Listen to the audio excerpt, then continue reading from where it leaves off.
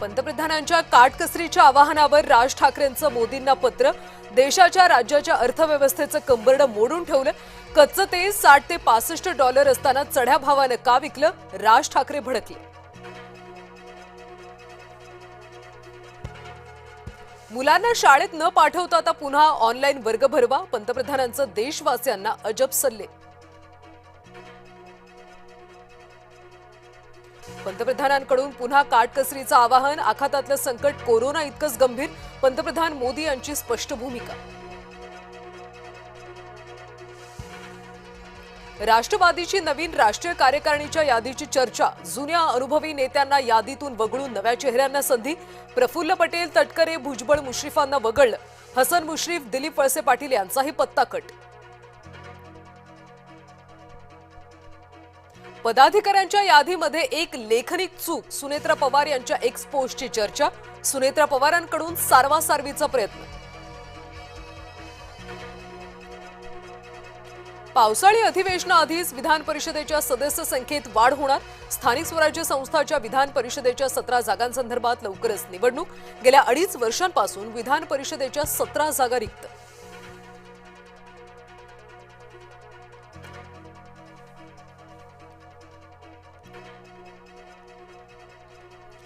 वीस झेडपी निवडणुकांवर सुप्रीम कोर्टाचा अद्याप निर्णय नाही. सुप्रीम कोर्टाच्या उन्हाळी सुट्टीनंतर होणार निर्णय. 245 पंचायत समित्यांच्या निवडणुकांचं भवितव्य अंधार.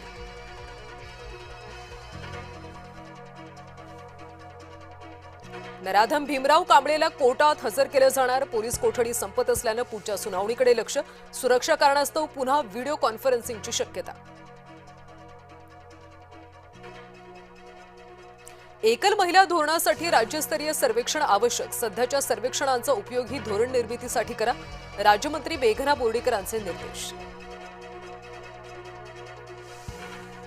बीएमसीतल्या भाजप कार्यालयाबाहेर बायोमेट्रिक मशीन बसवल्या. बीएमसीतल्या सर्वच नगरसेवकांना बायोमेट्रिक हजेरी लागू करा. भाजपची महापौरांकडे मागणी.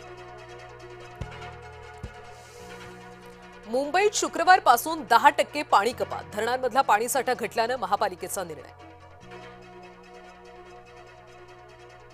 कसारा इगतपुरी दरम्यान आज उद्या ब्लॉक. तांत्रिक कामांसाठी 12 ते 16 मे दरम्यान घेण्यात येणार पॉवर ब्लॉक. मुंबईसह कोकणात पारा 35 अंशांवर. आजपासून हवामान कोरडं राहणार. हवामान विभागानं वर्तवली शक्यता.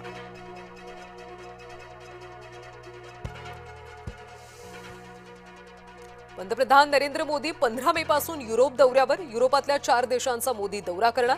15 ते 17 मे रोजी नेदरलँडचा दौरा करणार.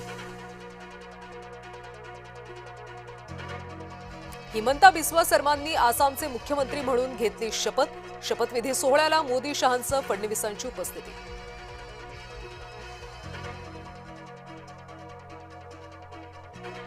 मुख्य निवडणूक अधिकाऱ्याची राज्याच्या मुख्य सचिवपदी वर्णी. सुवेंदू अधिकारींच्या निर्णयावर तृणमूलची टीका.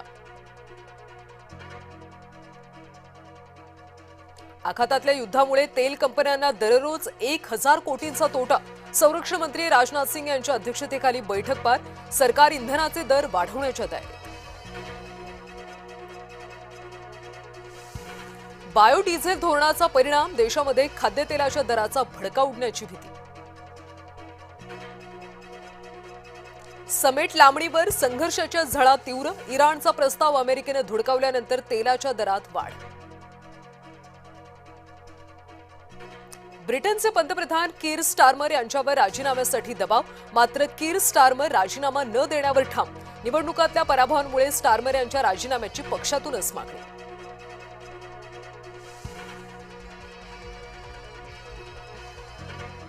भारत नेपाळ संबंधांमध्ये कटुता येण्याची शक्यता. नेपाळचे पंतप्रधान बालेन शहांनी घेतले भारताविरोधी 4 निर्णय.